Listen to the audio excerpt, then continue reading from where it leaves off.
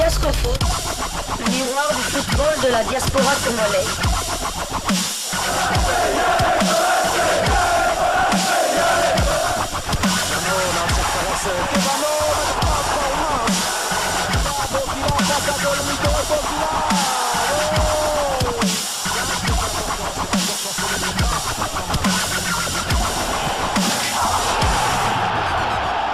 Diascofoot, le miroir du football de la diaspora congolaise.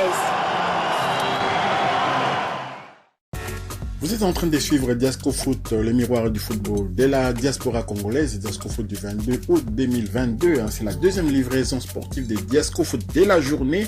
Nous allons maintenant parler des autres internationaux congolais, aussi des binationaux de la diaspora, concernant par exemple la Ligue 1 française. On va aller en Suisse aussi, et puis on va aussi aller en Afrique, parce qu'en Afrique aussi, nous avons des Congolais qui jouent dans les championnats, par exemple des Tanzanie, des championnats des autres pays, en Angola et tout, il y a des Congolais partout.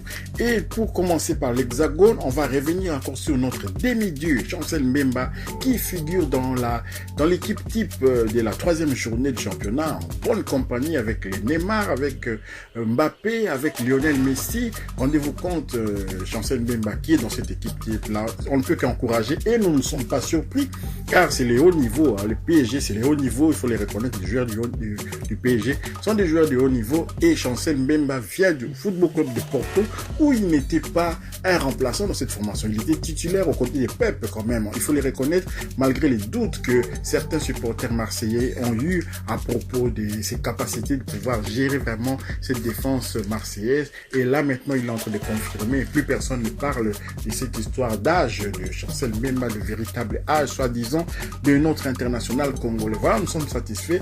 Et donc, Chancel Mbemba est dans cette équipe type-là, au cœur de la défense, à côté de Presnel Kimpembe. Voilà déjà quelque chose qui va faire plaisir aussi aux Congolais. Vous savez que Presnel Kimpembe avait commencé d'abord avec la sélection U18 de la RDC afin de pouvoir opter pour la France, bien évidemment.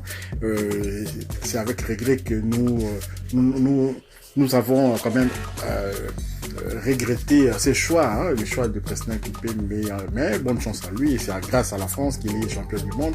Et donc s'il avait pu former quand même l'arrière-garde des Léopards avec Chancel Mbemba, ça aurait été une très bonne chose. Donc voilà l'information qu'on voulait vous donner pour la journée et pour la Ligue 1. On a commencé par Chancel Mbemba, et maintenant on va vous donner les autres résultats de la Ligue 1 toujours. Toujours pour le compte de la troisième journée, nous allons vous emmener du côté de Lorient où évolue un international congolais. Il s'agit de Gédéon Kaloulou. Et donc Lorient prend un point à Toulouse. Pour son deuxième match de la saison, le Football Club Lorient s'est déplacé sur la pelouse de Toulouse. La rencontre s'est soldée par 2 buts partout. Toutefois, les Lorientais peuvent s'en vouloir de ne pas ramener les 3 points après un pénalty manqué par Terem Mofi avant la pause. Donc voilà, Gédéon Kaloulou était titulaire au cours de cette rencontre. Il a disputé l'intégralité de la partie. Toujours en France, rendons-nous maintenant en Ligue 2 pour prendre des informations sur un binational congolais. Il s'agit de Kitala qui a été buteur et double passeur contre Saint-Etienne. Kitala évolue au sein de la formation du Havre Athletic Club. Titulaire en pointe, Yann Kitala a participé au Festival du Havre sur la pelouse de l'AF Saint-Etienne 0-6. Incroyable, Saint-Etienne qui perd 0-6 contre le Havre, ce n'est plus jamais vu. L'ancien international congolais U17 a marqué un but à la 89e minute, puis délivré 2 passes décisives. Donc voilà, félicitations à Yann Kitala quand même, cet international congolais U17. Espérons qu'il va continuer comme ça, il est en Ligue 2. Pourquoi ne pas postuler un peu plus tard pour la formation pour l'équipe nationale U23 de RC. Vous savez qu'on va affronter l'Éthiopie, et si on bat l'Éthiopie, on va faire face au U23 d'Algérie pour essayer de gagner cette place à la CAN U23 qui aura lieu au Maroc. Cette CAN-là sera qualificative pour les Jeux Olympiques de Paris. Donc voilà, la RDC aux Jeux Olympiques de Paris, c'est aussi un bon challenge, c'est aussi un prétexte que nous pouvons mettre sur la table pour convaincre les binationaux de pouvoir accepter quand même d'opter pour la RDC, ne fût-ce que pour cette compétition-là. Rendons-nous à présent au Portugal pour la troisième journée de la Liga Portugal Buin. Le Sporting Braga a battu 5-0 le Marítimo de Funchal. Simon Banza a marqué à la 57e minute de jeu. Il n'arrête plus de marquer. Voici le stade de Simon Banza depuis la troisième journée de cette ligue, depuis qu'il a changé de club. Avant, il était à Famalicão. Maintenant, il est au Sporting de Braga. 4 buts marqués en 3 matchs officiels. Simon Banza était titulaire et il est sorti à la 79e minute de jeu. Troisième titularisation consécutive pour Simon Banza. Donc Simon Banza, dans ces championnats, les Portugais, son temps de jeu est de 246 minutes, 4 buts marqués sur 270 minutes possibles, 3 matchs joués sur 3 matchs possibles. Prochain match de Braga en Liga Portugal Buin.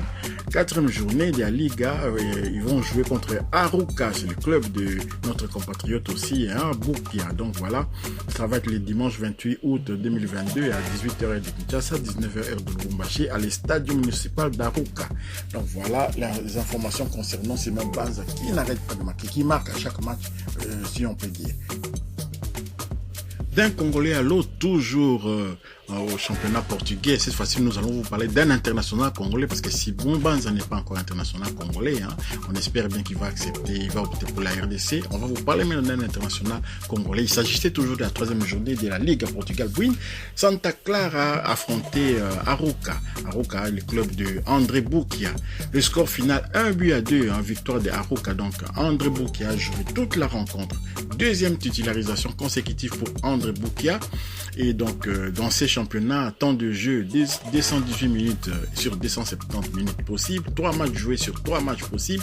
Le prochain match de Arouca en Liga Buin, je venais de le dire que c'est la 4e journée, ils vont affronter les Sporting Braga d'un certain Simon Banza. Ça va être le 28 août 2022 à 18h de Kinshasa, 19h de Lubumbashi, toujours à l'Estadio municipal d'Arouca. Donc voilà, André Bukia, félicitations. On va attendre maintenant ces derbys-là, enfin, entre les deux Congolais, avec passion. Espérons que les matchs vont nous occasionner des buts, que les Congolais pourront marquer les buts, que ce soit Simon, que ce soit André. C'est kiff-kiff, c'est les Congos qui gagnent.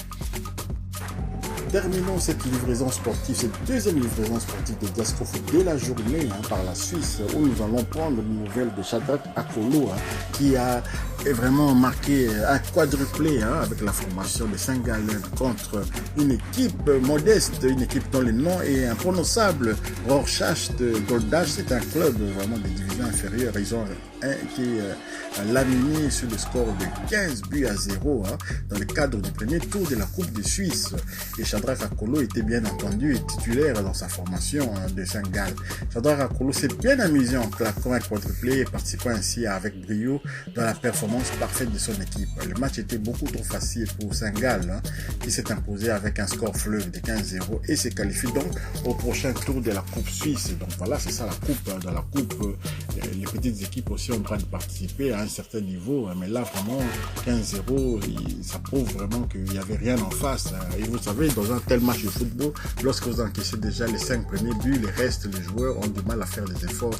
Et ils ont aussi peur de blesser les professionnels. Donc voilà, les scores reflètent vraiment la physionomie de la rencontre. Et voilà donc Shadrack Akolo qui revient en forme quand même. Il avait marqué lors de la dernière journée du championnat avant ces matchs de coupe. Donc voilà, félicitations à lui. Voilà, terminons cette deuxième livraison de Diasco Foot par Joel Kiasumba, par Bellinzona, le club de Joel Kiasumba, toujours en coupe, le premier tour de la Coupe de Suisse. Joel Kiasumba et Bellinzona qualifiés. Bellinzona valide donc son ticket pour le deuxième tour de la Coupe de Suisse après sa victoire contre Wignau. 1-4 avec Joel Kiasumba titulaire bien entendu dans les perches. Donc 1-4, c'est vraiment un score idéal pour pouvoir voir la suite avec sérénité. Donc voilà, maintenant l'équipe de Bellinzona doit se ressaisir en championnat parce qu'en championnat ils étaient sur une défaite du même score d'ailleurs, 4-1 qu'ils avaient perdu. Et donc voilà, maintenant Joel Kiasumba a peut-être retrouvé un peu le moral après cette raclée, 4 buts encaissés comme ça. Mais là, quand même encaissé encore là, c'est 4-1, donc ils ont encaissé encore. Joel Kiasumba doit vraiment se ressaisir. Si vous avez aimé cette deuxième livraison de Diasco Foot, n'oubliez pas de nous laisser des likes, de pouvoir vous abonner aussi. Pour ceux qui ne sont pas abonnés, abonnez-vous, c'est très important. Activez aussi la petite cloche de notification afin de ne pas manquer les prochains numéros de Diasco Foot. Bientôt là même, on va encore faire une dernière livraison sportive dès la journée. Nous allons vous parler de la Belgique, nous allons vous parler de la Bundesliga aussi, où nous avons quand même un Congolais et pas n'importe lequel qui évolue dans ces championnats. Diasco Foot vous dit au revoir et à bientôt.